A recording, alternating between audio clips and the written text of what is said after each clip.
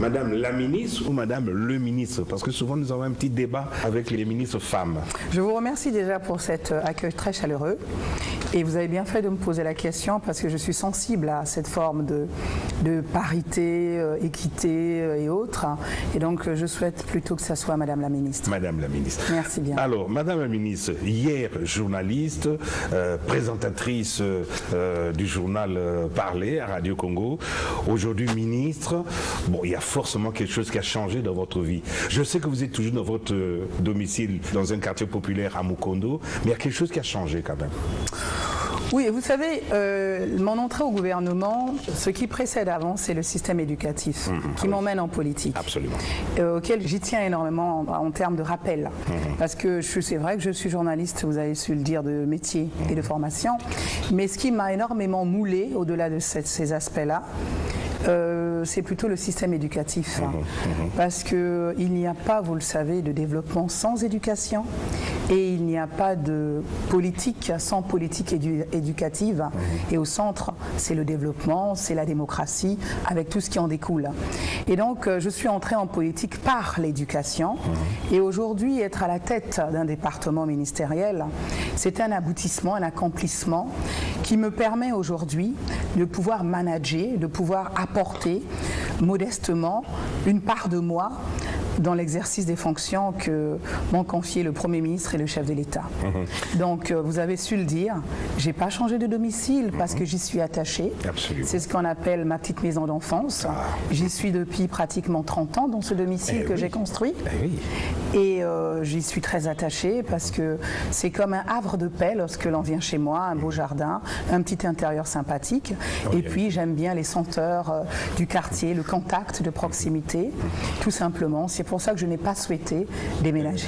Bon, alors on a toujours dit que le ministère du Tourisme est un ministère garage et quand on y est nommé, on s'assied et on attend sagement le prochain remaniement gouvernemental. Mais vous, je me suis laissé dire que vous êtes amoureuse de ce ministère et vous avez bousculé le cocotier, comme on dit. Vous n'êtes pas un peu trop sévère avec le regard qui est le vôtre sur ce département?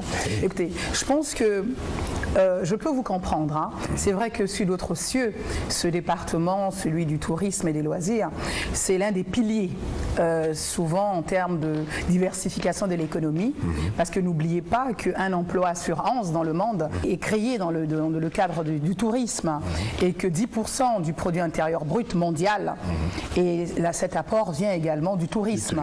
Mais chez nous, cela peut s'expliquer, si vous le permettez. Vous savez, nous ne sommes pas de culture touristique comme telle.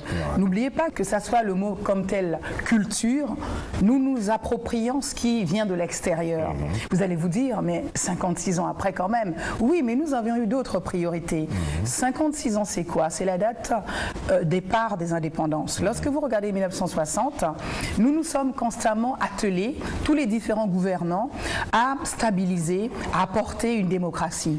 Mais ces démocraties ne se décrètent pas comme on a voulu après le départ des colonisateurs, nous l'imposer, ou au forceps pour certains qui l'ont obtenu. Mais qu'est-ce que vous avez remarqué en ce qui concerne la particularité de notre propre État? Quand le président Feu Youlou, l'abbé Youlou s'en va, c'est un mouvement populaire. Nous faisons fi de ce qu'on appelle la loi fondamentale, la Constitution aujourd'hui, et donc nous rampons même avec ce qu'on appelle les mécanismes dits de démocratie, dans le choix des hommes qui devaient succéder à ce départ. Et s'ensuit également Massamba Déba dans la même démarche, s'ensuit Ngouabi assassiné en 77, et s'ensuit également Yombi qui est plus ou moins éconduit, et arrive le président Sassou en 79 par des mouvements aussi un peu similaires qui mettent un peu à mal cette loi fondamentale avec des mécanismes bien huilés, avec des articles qui vous stipulaient que bon, en cas de vacances, c'est voilà le process. Mais malheureusement, ces choses-là, quand vous les décrétez, et qu'il n'y a pas de sensibilisation, il n'y a pas de pédagogie, il y a tellement d'eau qui ont coulé sous ces pans de cette appropriation de cette démocratie, on y est encore, puisque le chef de l'État affectionne le mot consolidation des acquis de paix. Et vous avez vu depuis il n'y a pas très longtemps, nous avons connu, ça a l'air loin, mais c'est pas si lointain, 97, cette guerre assez fratricide où on a vu les nôtres tomber comme ça, les Congolais, nos concitoyens. Donc il nous fallait d'abord ramener un peu cette paix tant nécessaire à un climat qui vous emmène à un développement. Et aujourd'hui, le chef de l'État à la tête de ce pays, depuis un bon moment, qu'est-ce qu'il fait? Il a pris son bâton de pèlerin et continuellement, il a pour leitmotiv l'instauration, l'acquisition, l'appropriation des mécanismes de paix. Donc vous comprenez que le Congolais avait autre chose d'abord à s'approprier, penser ses plaies, penser au panier de la ménagère et entre autres. Et donc ce vocable touristique là, le mot tourisme, qui semble convenir aux étrangers de couleur blanche, de race blanche, où l'on va et on se dit bon, pourquoi je veux perdre du temps au bord d'un fleuve, pourquoi je veux perdre du temps à admirer une chute. Et le temps qui s'approprie ça, et vous avez le même phénomène dans le mot culture, tout ce qui était danse traditionnelle chez nous, eh ben, c'était des rituels qui exprimaient quelque chose. Et aujourd'hui, on vous dit non, ça fait partie aussi de ce qu'on appelle du tourisme culturel. Alors, donc aujourd'hui, soyez indulgents. Alors on m'a dit que quand vous êtes arrivé, vous avez découvert un paquet d'antivaleurs que vous avez appelé vous-même les pratiques véreuses. Essayez de nous en parler un peu, nous qui pensions que le ministère du Tourisme était un fleuve tranquille où il ne se passait rien. Écoutez, ce n'est pas sectoriel, hein, mon ministère. Je pense que le chef de l'État, dans un de ses grands discours, j'emprunte souvent son expression, son mot, le mot rupture, qui l'emmenait à la rigueur et à la vérité aujourd'hui, celle que vous voulez entendre précisément. Mais qu'est-ce qu'il y a dans ce contenu? Mais c'est les fameuses antivaleurs qui ont bloqué les mécanismes aujourd'hui. Mais en ce qui concerne mon ministère, bon, il y avait à boire et à manger. Qu'est-ce qui se passait? Mais quelques exemples de mauvaises pratiques. Vous savez, vous entendez un peu souvent jeter la pierre sur la personne qui est la mienne pour pouvoir, lorsqu'on accuse son chien de rage, c'est pour pouvoir masquer un peu tout ce qui s'y fait. Parce que lorsque vous arrivez à un endroit où vous constatez que vous êtes là au nom d'une rupture, au nom de nouvelles valeurs, au nom d'une gouvernance que nous voulons tous autre, et que ces pratiques-là, méconnues ou connues par les dirigeants qui sont passés par là, peu importe, mais le constat qui a été le mien a été amer, parce que nous avons, comme dans tous les ministères, ce qu'on appelle des menus recettes, qui nous permettent, sur deux aspects, certains modes de fonctionnement. Il y a des menus recettes que nous reversons directement au niveau du Trésor public, et il y a ce qu'on appelle des recettes internes qui nous permettent, dans le cadre du Fonds du développement touristique, qui est alimenté par la taxe hôtelière, qui est en fin de compte l'équivalent de 10% de la nuitée que nous avons dans les différents hôtels, les visiteurs, les touristes de passage, qui permettent d'alimenter ce Fonds du développement touristique, mais qui est bien réglementé. Mais malheureusement, qu'est-ce que je constate en arrivant? Je constate qu'une bonne partie, sinon l'essentiel de cette ressource, servait à payer des primes internes de certains fonctionnaires de l'État qui s'étaient octroyés certaines primes. Je ne comprenais pas ce qui s'y passait. Je pensais que cela reposait sur des textes. J'ai demandé que l'on me propose ces textes-là, qu'on me les présente. Je ne l'ai jamais vu. Et à ce moment-là, au nom de cette rupture, de cette rigueur, de cette orthodoxie financière que nous voulons, et bien entendu que j'ai mis fin. Parce que vous ne pouvez pas m'empêcher de pouvoir investir ailleurs. Mais sans cet argent-là, je n'aurais pas pu faire les bureaux d'information touristique aux aéroports à Maya-Maya. Sans cet argent, je ne serais pas en train de construire à Saucy le premier gîte rural. Sans cet argent, je n'aurais pas pu faire le tour de Brazzaville, initier ce car. Sans cet argent, je n'aurais pas pu faire le marché, plutôt le marché de Noël, précisément. Donc vous comprenez que... Bon, dans le projet de société, le président Sassou Nguesso a placé le ministère du Tourisme parmi les ministères prioritaires. Qu'est-ce qui vous vaut cet honneur? C'est pas en termes d'honneur, c'est en termes de réalité, de réalisme économique. Je pense qu'il en a bien la lecture et il nous faut, cela tombe à point nommé avec la chute du prix du baril du pétrole aujourd'hui. Et quand on regarde un peu la morosité économique qu'on appelle aussi austérité sous d'autres cieux, nous n'avons pas d'autre choix que de chercher de nouvelles niches de recettes. Et aujourd'hui, dans le cadre de cette diversification de l'économie, mon secteur, celui du tourisme et des loisirs, fait évidemment partie de ces leviers qui, lorsque l'on investit, lorsque l'on booste, ce secteur permet d'engranger tout de suite une nouvelle économie tout de suite, une nouvelle recette assez rapidement. Mais il nous faut investir dans des infrastructures tout de même. Alors comment ça se présente, ce ministère prioritaire? Comment on fait pour que ça soit un ministère prioritaire? Écoutez, il va falloir que nous puissions déjà l'avoir reconnu en tant que secteur qui puisse apporter, dans le cadre d'une diversité déjà de l'économie, son apport, qui n'est pas négligeable. On nous demande en fin de compte d'apporter près de 10% du PIB d'ici 2021. Nous avons mis en place un programme d'activité. Nous travaillons déjà sur le plan des capacités, de la gestion des ressources humaines, sans lesquelles vous pouvez avoir toutes les infrastructures, nous ne pourrons pas. Nous avons des projets avec des partenaires. Nous sommes en train de revoir nos différents budgets. Nous sommes en train, vous l'avez compris, en train de promouvoir la destination Congo comme telle, parce que depuis fin avril, début mai 2016, nous avons enfin une stratégie nationale du tourisme qui n'existait pas. Donc j'en suis dans la mise en œuvre. Ce document va être remis officiellement au chef de l'État par le secrétaire général exécutif de l'Organisation mondiale du tourisme, je pense avant le mois de juillet, qu'il va nous faire l'honneur de nous rendre cette visite au Congo, Brazzaville, et qui s'adressera certainement également au Parlement pour expliquer ce que c'est que la place du tourisme, pas simplement au Congo, mais dans la place mondiale, parce que l'Organisation mondiale du tourisme, c'est l'une des branches des Nations Unies, c'est l'une des organisations des Nations Unies. Et donc nous travaillons avec le partenaire PNUD, nous travaillons avec la Banque mondiale entre autres, pour booster, pour apporter, mais vous avez su le dire, il nous faut vraiment avoir le nerf de la guerre. Tout à fait. Bon, madame, je ne veux pas vous jeter des fleurs, mais je dois avouer que en 10 mois d'exercice, car ça fait 10 mois que vous êtes là, vous avez pris beaucoup d'initiatives, vous avez beaucoup bougé. Alors essayez d'en parler un peu. Qu'avez-vous fait depuis que vous êtes là? Écoutez, en arrivant, la première des choses que j'ai faites, d'abord je vais vous faire une petite anecdote. Vous savez, les gens sont souvent surpris un peu de la difficulté que j'ai d'avoir des bons collaborateurs. Ah oui, parce que...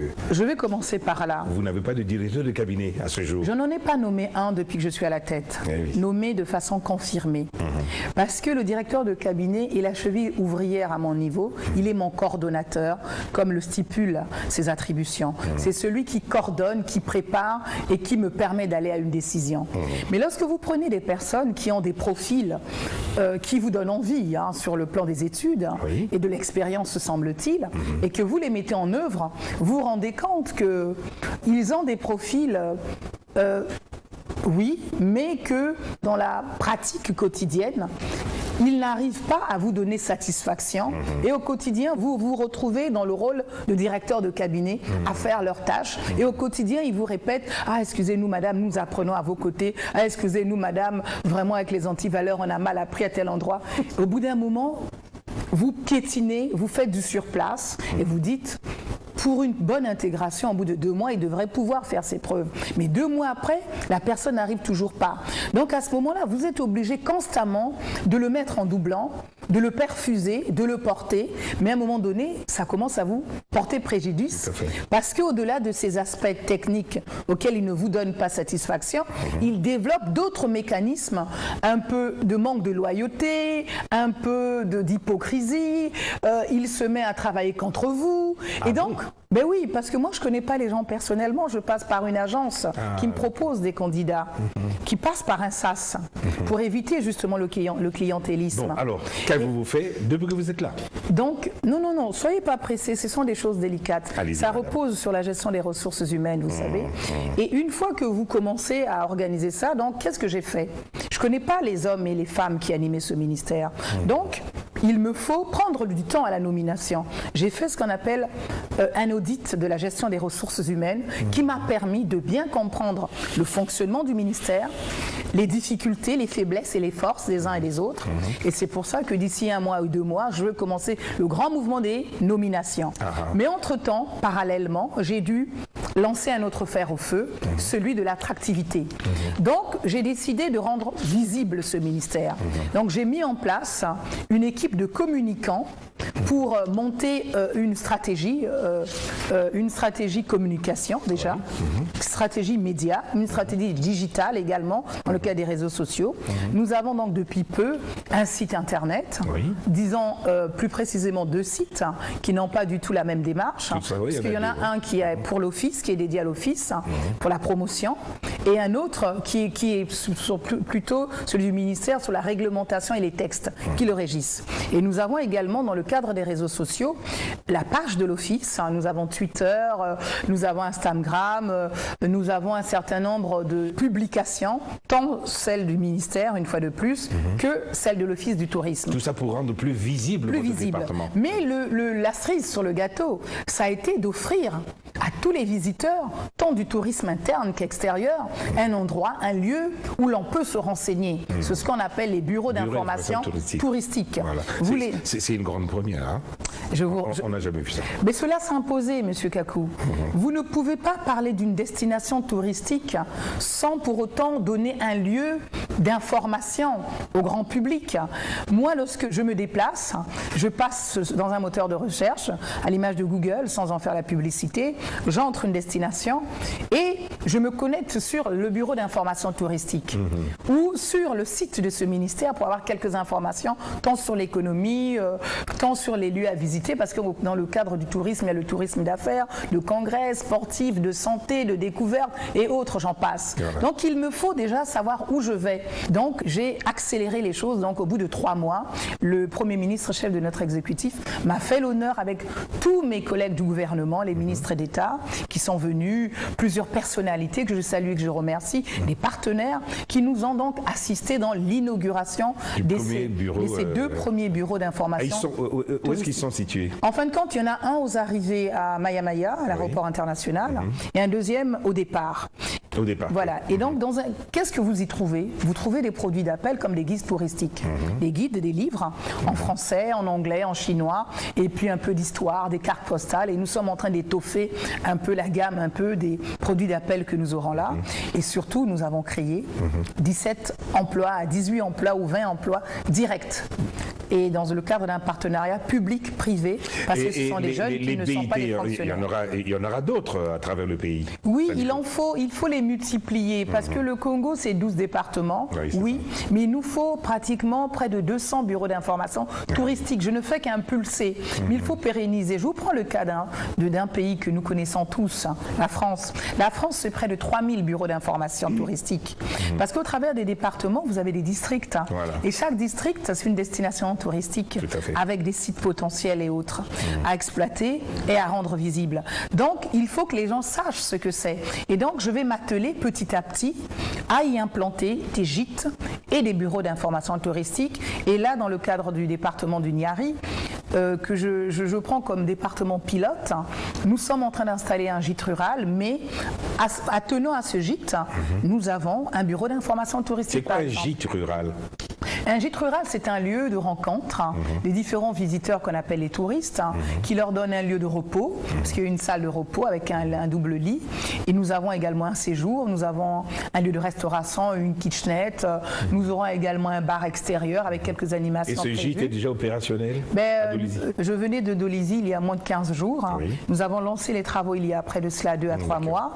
Et nous allons inaugurer avec le Premier ministre qui nous fait l'honneur une fois de plus de nous accompagner dans le cadre de ce développement touristique, associé pour l'inauguration fin avril, début mai. Alors, une autre grande première, vous avez lancé le circuit de Brazzaville. Comment ça marche? Ah oui, tout à fait, merci pour ce rappel. Nous avons le tour de ville de Brazzaville.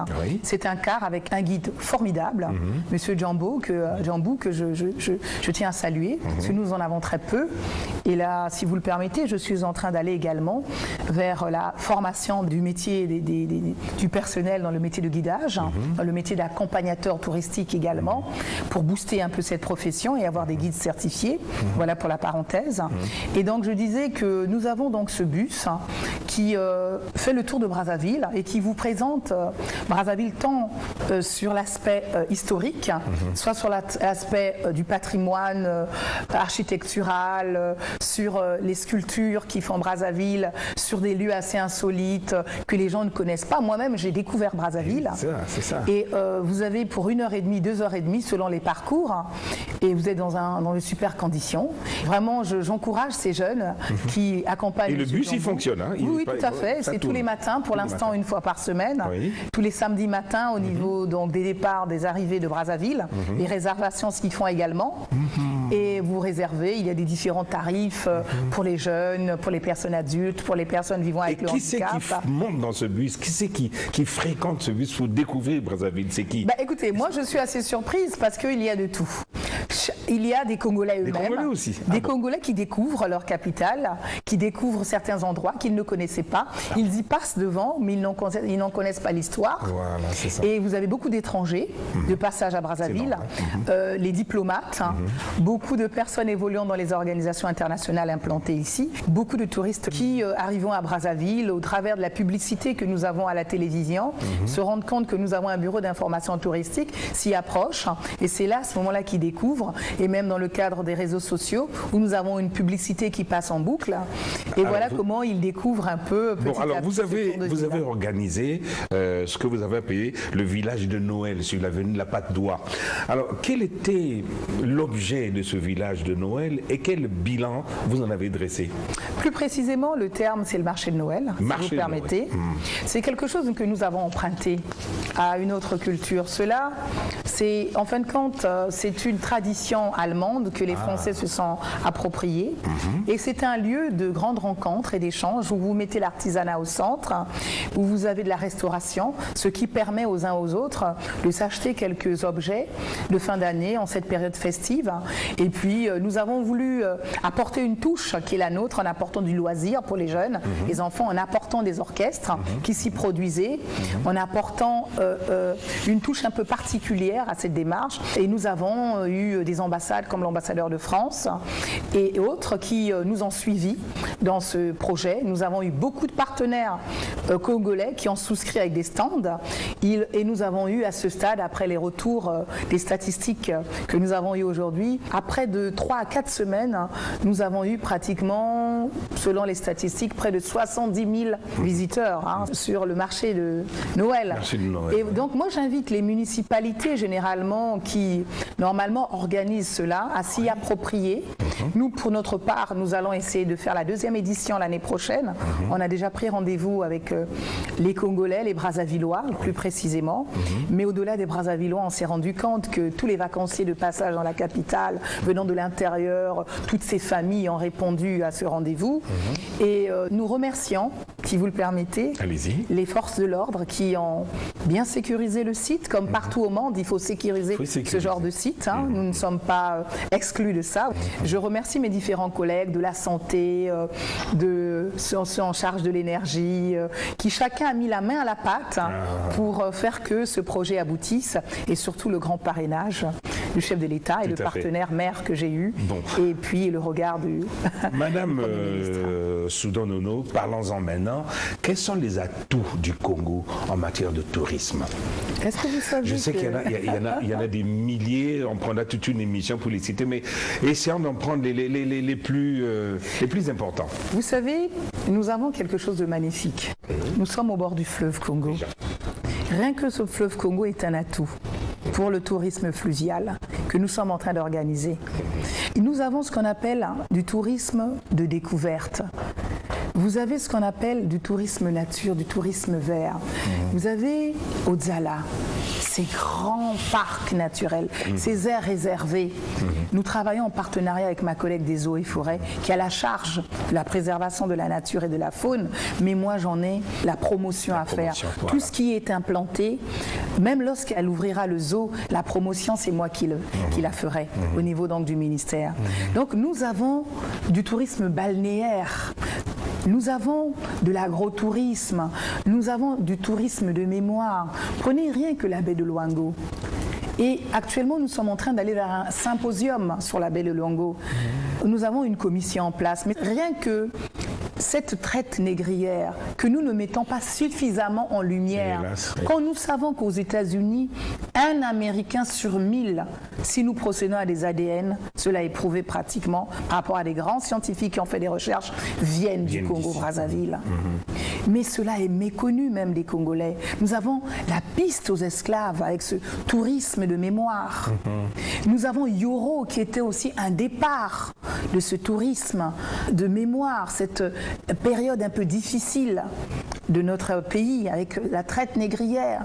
Vous retrouvez un peu tout ça un peu au travers du Congo. Vous avez aussi ces grottes qui permettent aujourd'hui de découvrir que nous avons des grottes avec des images rupestres. Ah bon? Mais oui, vous avez des grottes avec des cavités qui ont permis à nos aïeuls d'avoir vécu là, même là dans les plateaux. Vous avez ces magnifiques chutes que vous retrouvez un peu partout sur l'ensemble du département. Vous avez des marées salantes au Congo. Vous avez ce magnifique parc que je n'ai pas cité de Konkwati. De Konkwati, oui. Oui, vous avez le lac Nanga du côté de Pointe-Noire et je préfère ne pas tous les citer. Il paraît que le département du Niari à lui tout seul compte près d'une centaine de sites potentiels. Ça, Tout le Congo compte pratiquement autant de sites par département. Je suis en train d'en faire les inventaires. Vous ne pouvez pas vous imaginer ce qu'on y découvre comme sites connus et méconnus. Mais n'oubliez pas que dans notre tradition, les lieux d'eau comme partout ailleurs, comme dans la tradition, dans la culture japonaise, cela porte une histoire avec des sirènes, avec des choses assez mystiques qu'il nous faut expliquer, avec des sources d'eau où nos ancêtres s'y baignaient, où ils baignaient les uns et les autres pour des purifications, pour laver. Et lorsqu'on vous raconte, on vous explique, rien que ce lieu en fait un lieu touristique. Et l'autre jour à la télévision, vous nous avez fait découvrir un cratère à Dolisie. Un cratère provoqué par quoi? Vous savez, c'est un cratère naturel qui s'est fait par une érosion apparemment naturelle parce qu'il n'y a pas eu d'études sur ce lieu où nous gagnerions à avoir des spécialistes qui y passent. Mais ce qu'on ne nous a pas dit dans le cadre de ce reportage, ce que nous a dit le chef de village, c'est que les anciens allaient justement faire des incantations avec des enfants malades, avec des adultes qui étaient malades à ce lieu-là. Parce qu'il y a comme de loin, on ne l'a pas vu, une source d'eau qui jaillit en fin de compte du centre de ce cratère béant et qui permettait cette eau de purifier, de soigner et de guérir. Rien que le lieu en lui-même vous permet déjà de faire ce qu'on appelle des randonnées pédestres.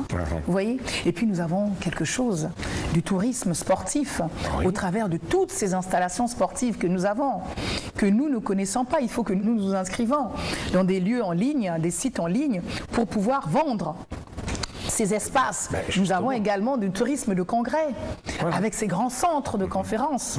Alors comment allez-vous faire, madame, pour faire que le Congo devienne un Eldorado touristique? Ce sont vos propres termes. Comment allez-vous faire pour faire que le Mexicain, le Malaisien, l'Indonésien prennent ses valises et viennent visiter Brazzaville? C'est vrai que nous avons des touristes ici, mais c'est du tourisme, comme vous avez dit, le tourisme de congrès, d'affaires, de sport et tout. Mais on n'a pas le touriste pur qui vient pour se promener. On n'en a pas encore. Comment allez-vous faire? Il y en a quand même. On en a près de 500 000 à 600 000 selon les statistiques. Et là, d'ailleurs, je suis en train de restructurer ce département, si capital, parce que lorsque les investisseurs veulent venir, la question qu'ils se posent, c'est quels sont les chiffres qui permettent d'être une destination. Et donc, aujourd'hui, nous nous attelons dans les infrastructures, dans le cadre de la diversification de cette économie. Il va falloir que nous investissions, par exemple, à la Lufulakari. Nous cherchons des partenaires à qui nous allons simplement proposer sous certaines conditions l'utilisation et l'occupation de ces lieux. Et nous sommes en train de préparer ce qu'on appelle les appels d'offres, tant sur le plan national que sur le plan international, à l'image du lac Nanga et autres. Et nous sommes également en train de chercher à implanter 3 grands lieux de loisirs au travers des parcs d'attractions. Nous cherchons également là des partenaires parce qu'il faut savoir qu'il nous faut un minimum d'infrastructures pour booster ce secteur au travers des partenaires privés pour qu'ils s'inscrivent un peu dans cette dynamique. Parce que le Congo, c'est plusieurs agences de voyage qui vendent des circuits touristiques déjà. Oui, est-ce que vous avez un regard sur ces agences de voyage? Parce c'est aussi le tour et des champignons. Vous savez, je suis un peu en train d'organiser tout ça parce que nous avons tout plein de choses qui se font déjà. Absolument. Mais les gens travaillent un peu, c'est un mot qui choque, mais qui dit ce qui est, de façon clandestine, parce qu'ils ne veulent pas être payer les taxes, ils ne veulent pas être en conformité avec l'État, ils n'ont pas de règlement, ils n'ont pas d'agrément, ils n'ont pas d'autorisation pour certains majoritairement. C'est ce que je déplore. Et nous avons donc commencé ce travail. Et là, j'ai déjà beaucoup de partenaires qui ont commencé à faire ces demandes de renouvellement, d'autorisation ou d'agrément provisoire ou définitif. Et là, la semaine prochaine, j'ai une grande rencontre. Maintenant que je suis plus ou moins en train de finaliser avec le monde de l'hébergement, je suis en train d'aller vers les agences de voyage, les tours opérateurs, les restaurateurs, ceux qui sont en charge sur le plan des loisirs, des nightclubs, des casinos, de tout ce qui est sport nautique, qui est méconnu, de tout ce qui est brasserie, c'est-à-dire VIP, restaurant. Et tout ça, c'est moi qui, plus ou moins, encadre et tout ça qui délivre ces différentes autorisations. Donc, je suis en train de restructurer un peu tout ça, refaire les inventaires, parce qu'il y a eu perte un peu de ces choses-là, que le président a appelé, je vous le rappelle, rupture, qui nous emmène donc à la rigueur aujourd'hui et à la vérité. Alors nous savons, madame, il faut vraiment que nous disions ces choses-là. La capacité hôtelière du Congo est très significative aujourd'hui, ça on ne peut pas s'en cacher. Comment vous faites pour les classifier en 2, 3, 4, 5 étoiles? Vous faites comment? Écoutez, cela s'impose une fois de plus. Il y a un texte de 1974, si je ne me trompe, qui essaie de réglementer à l'époque. Mais ce texte a atteint ses limites et il y a quelques articles qui sont devenus obsolètes avec le temps. Donc nous sommes en train de refaire une revue de la classification hôtelière, très importante, parce qu'aujourd'hui, même vous en tant que consommateur de ce type d'hébergement, que nous amenons aussi dans le cadre d'une catégorisation. Parce qu'il y a la classification, mais la différence avec la catégorisation, c'est l'hôtel, c'est le gîte, c'est l'auberge, c'est la maison de pension, c'est l'appartement de tourisme auquel nous allons donner des noms, ou bien la case, parce que chaque pays a sa particularité, comme le Maroc par exemple, dans le cadre de leur catégorisation, ils ont des riads, ce qu'il n'y a pas sur l'Europe. Vous voyez? Donc nous, on ne sait pas encore à peu près, on est en train d'y travailler.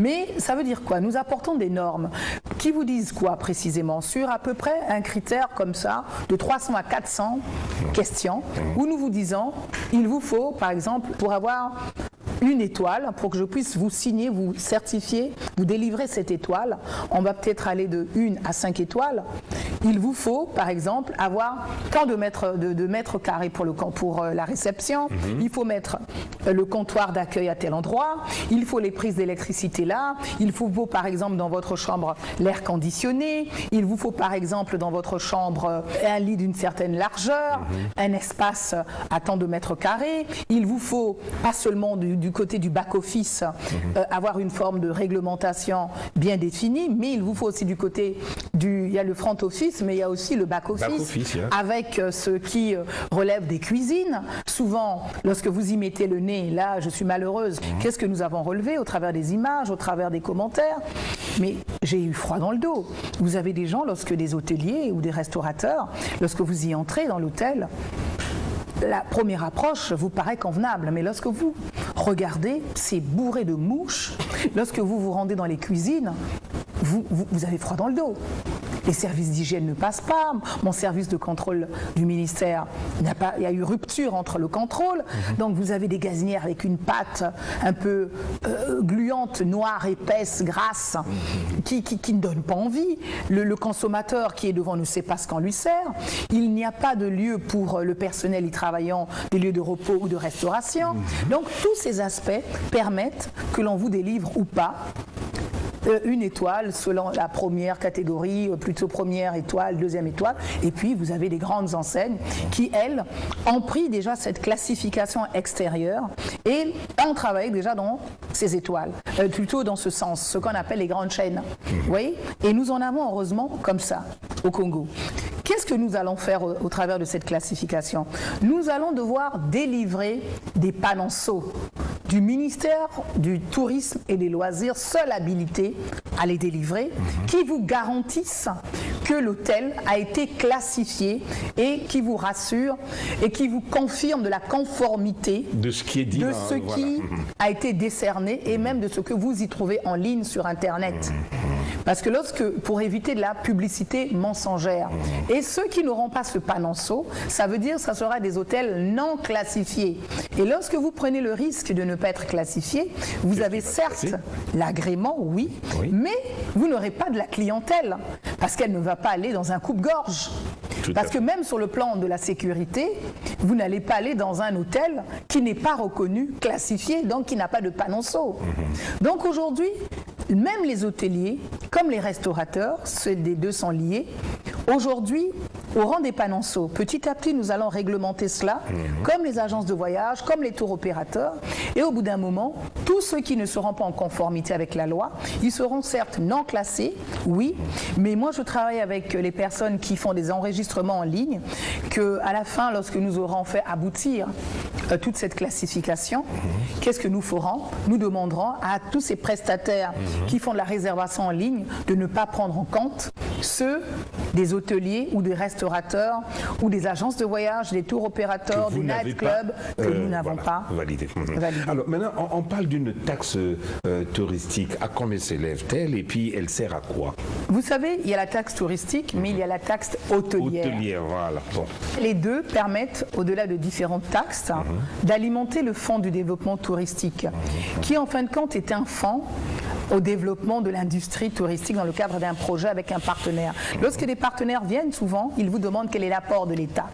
Mais pour notre part, actuellement, comme ce fonds-là ne se chiffre pas en centaines de milliards, parce qu'il faut avoir quand même un seuil, un plafond qui permette d'accompagner des partenaires, ces taxes-là nous permettent donc d'alimenter ce fonds, oui, et qui nous permet de faire des investissements internes qui aujourd'hui permettent de donner une forme d'attractivité. Je vous les ai cités tout à l'heure, les BIT, le Tour de Ville, le marché de Noël, les gîtes qu'on est en train d'implanter, et nous cherchons des partenaires pour nous accompagner. Parlez-nous un peu du projet du président Sassou Nguesso de relooker le bord du fleuve Congo, de redonner vie au bord du fleuve Congo. Écoutez, dans la politique du président, il y a une politique touristique qui est antérieure à ma venue à la tête de ce département. Pour prendre le cas présent, le cas précis là que vous venez de citer, je vais vous prendre l'exemple du fleuve Congo. Le fleuve Congo, pendant longtemps, nous donnions d'eau au fleuve. Aujourd'hui, nous voulons nous retourner vers le fleuve. Et vous avez l'hôtel où nous sommes ici aujourd'hui, le Radisson, qui se retourne vers le fleuve avec cette belle véranda. Vous avez le Kapinski qui va s'installer. Vous avez le Felbo avec le Felbo Suite qui est là, avec ses appartements et tout ça, que les gens ne connaissent pas un peu, mais qui est en forme de vague, qui se retourne. Et d'ailleurs, soit dit en passant, c'est le seul hôtel qui aujourd'hui soit aux normes. Ce n'est pas pour faire de la publicité, mais qui a ce qu'on appelle le label vert. Qu'est-ce que ça veut dire? Le label vert, ça veut dire, nous parlons également de durabilité, c'est-à-dire de l'énergie que nous devons utiliser sans polluer et autres. C'est le seul établissement hôtelier du Congo pour l'instant ayant toutes ces différentes certifications. Voilà. Et nous avons aussi dans le prolongement le futur Hilton et le souhait du chef de l'État, ses orientations précisément, c'est que nous déplacions le beach actuel, nous le décalions pour permettre aux futurs hôteliers qu'on appellera l'Hilton de se retourner. Quel sort vous réservez à l'hôtel Cosmos? C'est de ça qu'il s'agit. Nous attendons un partenaire qui viendrait de la Namibie pour implanter un hôtel Hilton. Et pour ça, il faudra déplacer le beach. C'est le souhait du chef de l'État, ce sont ses orientations. Donc il me faut aller à une interministérielle avec mes collègues de l'intérieur pour des questions de frontières, mes collègues du foncier, mes collègues de la justice, du fluvial et mon collègue du portefeuille public, celui des finances. Et sous la conduite donc du Premier ministre, il doit tenir une interministérielle pour que nous puissions faire aboutir les orientations du chef de l'État afin de faire venir le partenaire qui est dans l'attente afin de pouvoir implanter ce projet. Alors dans vos projets, madame, on dit que vous voulez créer... Et puis n'oubliez pas un dernier aspect, la marina qui se construit actuellement. Sous le donc voilà à peu près. Et puis vous avez le Mamiwata déjà qui l'a compris, qui était précurseur, qui donnait déjà sur ce beau fleuve Congo. Et puis vous avez ce magnifique, Je vous le donne dans le mille. Allez-y. Vous ne l'avez pas? Si, allez-y. Ah ben vous avez ce pont du 15 août, qui est en lui, oui, qui est juste derrière. Qui est à lui tout seul. Nous avons là notre tour Eiffel, nous avons là notre arc de triomphe. Comment il est envahi le dimanche. Il est magnifique. Allez dans le cadre de nos réseaux sociaux. Vous allez voir quels sont les commentaires qu'il suscite, la fierté que les Congolais ont en s'appropriant. Il fait même partie du décor du journal télévisé de Télécongo. Tout à fait. Mais moi, j'en suis admirative. J'en ai fait un des piliers, sinon la mascotte même du tourisme congolais aujourd'hui. Alors, vous voulez créer un grand aquarium. Où sera-t-il érigé et qu'est-ce qu'on y trouvera? Écoutez, nous cherchons des financements. Nous voulons le ramener naturellement sur la partie océane, parce que le Congo étant réparti sur le plan du tourisme en 3 territoires, nous avons le territoire de la mer qui sera dédié justement à un peu tout ce qui relève un peu d'eau, de poissons, de toutes ces espèces que l'on trouve dans l'eau, tout simplement, que nous voulons emmener donc au niveau du département, soit de Pointe-Noire, soit du Kwilu. Et là également, nous cherchons des investisseurs dans ce sens. Il y a un projet de station balnéaire. C'est où? Toujours sur la partie parce que nous avons aujourd'hui près de 172 kilomètres de côte encore vierges. Et donc là, nous sommes en train de travailler avec le partenaire Total qui est en train de nous faire une étude de faisabilité pour nous permettre d'avoir une marche comme on appelle la marche anglaise, que vous avez à Deauville. Nous voulons l'avoir sur le bord de Pointe-Noire. Nous travaillons avec le maire avec lequel j'ai un bon partenariat de la mairie de Pointe-Noire également pour nettoyer, commencer un peu à toiletter un peu ces différents espaces et toujours avec le partenaire Total, son directeur général. Nous voulons là également, au-delà du musée Luango qui est en train d'être construit, nous voulons refaire un peu la piste aux caravanes également. Donc nous avons tout plein de projets comme ça avec des différents partenaires qui veulent nous aider dans le cadre de ce développement de cette industrie touristique. Madame, je me permets d'ouvrir une petite page de votre vie privée. Vous êtes mariée à un grand journaliste français, François Soudan, pour ne pas le citer. Est-ce que votre statut actuel de ministre n'a pas une influence sur sa profession? Je le dis parce que en France, il y a une loi non écrite qui dit que lorsqu'une journaliste, une présentatrice de journal a un lien ou une liaison avec un homme politique, elle doit arrêter de travailler. Comment ça se passe aujourd'hui dans le cas de vous et François Soudan? Écoutez, n'oubliez pas que moi-même je viens du métier des médias. Oui. Et que mon mari, d'ailleurs que vous connaissez très bien, c'est votre collègue. Hein. Absolument. Donc je sais très bien que vous êtes bons amis. Mais mon mari, François Soudan, mon époux, lui, il l'a compris tout de suite. Et au lendemain de ma nomination, il a écrit à sa rédaction disant qu'il n'écrirait plus sur le Congo. Et c'est le cas actuel, mais qu'il garde un regard d'encadrement de ces journalistes, tout simplement en tant que directeur de la rédaction, tout simplement. Alors Arlette Soudan-Nono, nous allons bientôt arriver à la fin de notre émission. On dit que le ministère du Tourisme est le ministère de l'unité nationale et vous en êtes vous-même convaincu. Expliquez un peu. Vous savez, vous avez touché du doigt la transversalité de ce ministère. Au travers de ce ministère, c'est tous les départements, parce que nous sommes une vitrine du Congo. Et vous l'avez compris dans le spot du ministre d'État, ministre de la Ville, qui, dans le cadre de son spot, fait un clin d'œil au ministère du Tourisme. Pourquoi? C'est un ministère qui gère le transit humain. Il n'y a pas de tourisme sans transport. Il n'y a pas de tourisme sans hébergement. Il n'y a pas de tourisme sans restauration. Il n'y a pas de tourisme sans sécurisation. Il n'y a pas de tourisme sans bancarisation. Il n'y a pas de tourisme sans site touristique et j'en passe, sans être exhaustive. Ça veut dire quoi? Lorsque vous allez même dans le cadre du tourisme d'affaires, même en mission, lorsqu'un ministre, peu importe, un citoyen se déplace, même dans le cadre du tourisme d'affaires, qu'est-ce qui se passe? Il va dans un département, il s'y loge, il s'y restaure, donc ça veut dire qu'il consomme. Donc il injecte de l'argent dans l'économie. Dites-moi, à ce moment-là, qu'est-ce que vous faites? Vous agressez la personne qui vient chez vous? Non, vous devez être accueillant, puisqu'il vous apporte de l'argent. Et que fait cette personne quand elle vient, quand elle ne connaît pas votre département? Mais elle découvre. Et qu'est-ce que j'entends souvent? Les gens me disent, dis donc, Moi, je suis du Nord, je suis allé dans tel département du Sud. Moi, je suis du Sud, je suis allé dans tel département du Nord. Moi, je viens de l'Est, je suis allé à l'Ouest. Moi, je viens de l'Est, je suis allé à l'Ouest. Mais je ne savais pas que c'était comme ça. Mais au travers déjà des images que vous nous projetez, Madame la Ministre, sur Saucy, sur tel endroit, dans la cuvette, vous êtes allé sur la tombe de Jacques Opango, vous êtes allé dans l'école des 3 présidents et autres, vous êtes allé dans le Kouilou, vous nous avez montré un certain nombre de choses, mais on ne savait pas que cela existait. Mais donc, vous faites découvrir la culture et la diversité qu'il y a dans d'autres départements. Parce que moi, avant le tourisme extérieur, je prône d'abord un tourisme intérieur qui, aujourd'hui, naturellement, va casser ces barrières du repli identitaire qui sont souvent entretenues. Donc, malgré moi, si vous ne faites pas de la politique, tout citoyen fait de la politique parce que la politique s'invite à nous. Que ça soit au sens propre ou au sens figuré, parce qu'il y a le transit humain. Regardez ces magnifiques routes que nous avons aujourd'hui. Aujourd'hui, vous pouvez partir de Brazzaville jusqu'à Pointe-Noire. Mais combien de départements vous traversez? Et vous découvrez des différentes cultures, tant gastronomiques que le potentiel visuel que vous avez au travers de cette traversée. Rappelez-nous un peu l'anecdote de votre servante, de votre dame de ménage, qui est du Poul, que vous avez amené un jour à Oyo. Ah oui, ma pauvre Didine, que j'aime beaucoup, que j'affectionne, qui m'accompagnait à l'occasion d'un de mes voyages, si vous souhaitez que je vous oui, très rapidement. Très rapidement.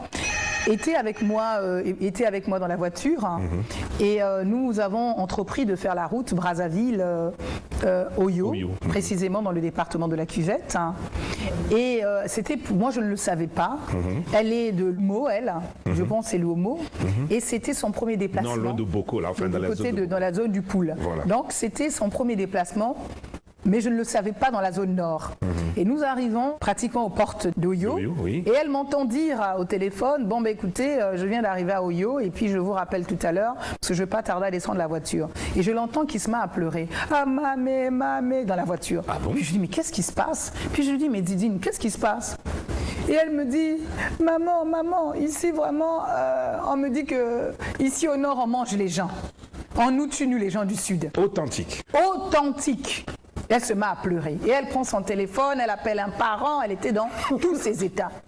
Et puis, je me rends compte que cette ignorance, en fin de compte, cette anecdote, au-delà du fait qu'elle nous fait sourire, c'est profond.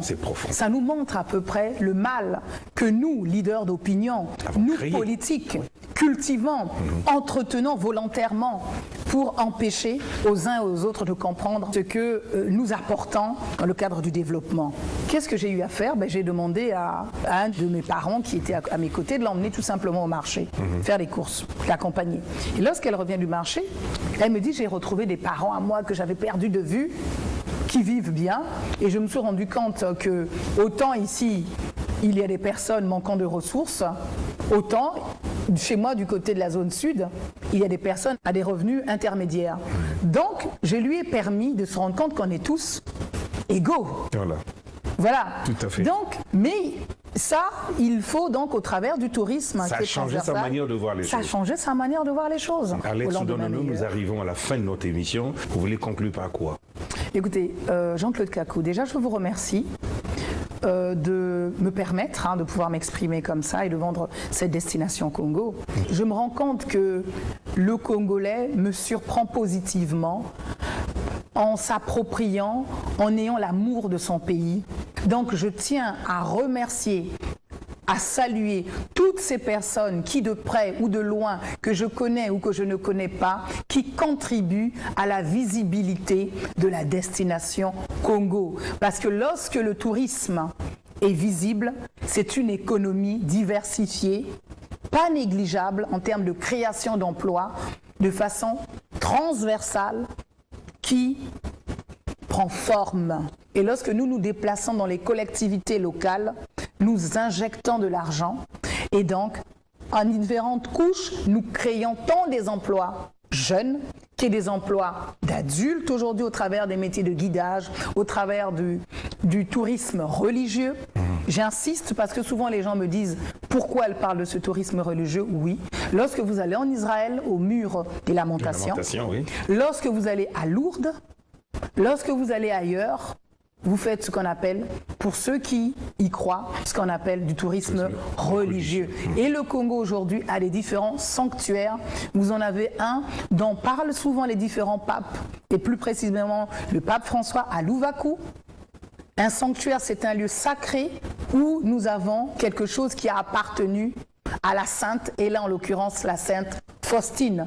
Et nous avons du côté de l'Ebanda également, parce que n'oubliez pas que je m'appuie sur le département du Niari comme département témoin à l'Ebanda partie précisément. Nous sommes en train de vouloir implanter un grand chemin de croix et qui va partir sous le pont, le beau viaduc que nous avons. Et je souhaite qu'on réhabilite le train bleu qui en lui-même nous fait rêver au travers de ces différentes étapes. Oui. Ce qui m'emmène à dire que nous sommes en train de préparer, si vous le permettez, avec l'ambassadeur d'Italie, avec le Nance, avec le Vatican, avec la communauté de Saint-Édidjo, avec des membres du gouvernement, avec des partenaires du secteur privé ici, des personnalités publiques et l'ensemble des compatriotes tant à l'intérieur et de tous citoyens tant à l'extérieur, ce qu'on appellera un téléthon, afin de pouvoir récolter des contributions dans le cadre du tourisme humain que nous voulons mettre en exergue, et nous allons nous implanter à Kinkala pendant 24 heures avec des journalistes, et nous allons pouvoir avoir un téléthon humanitaire pour nous permettre d'accompagner Caritas, la conférence épiscopale et toutes ces personnes et l'État déjà qui y travaillent, afin de pouvoir aider également nos concitoyens de la région du Poul qui se retrouvent aujourd'hui souvent démunis en dehors de leur cadre de vie. Voilà. Et là, c'est aussi ce que mon secteur veut apporter. Et nous allons travailler avec la ligue cycliste, parce qu'il y a une ligue cycliste du Congo qui va partir de Brazzaville et faire le chemin dans le cadre d'une sensibilisation jusqu'à Kinkala. Ces choses-là, nous sommes en train d'y travailler. Et lorsque nous aurons finalisé, fait aboutir, je pense que je reviendrai sur le plateau pour mieux vous en parler. Donc voilà à peu près le mot de fin. Ce sera le mot de la fin, Madame Soudan-Nono. Je vous rappelle que nous avons reçu Madame Arlette Soudan-Nono, ministre du Tourisme et des Loisirs, qui nous a parlé de ses projets, de ce qu'elle entreprend en ce moment pour faire que le Congo devienne une grande destination touristique. Madame la ministre, merci une fois de plus. Merci à vous qui avez suivi cette émission.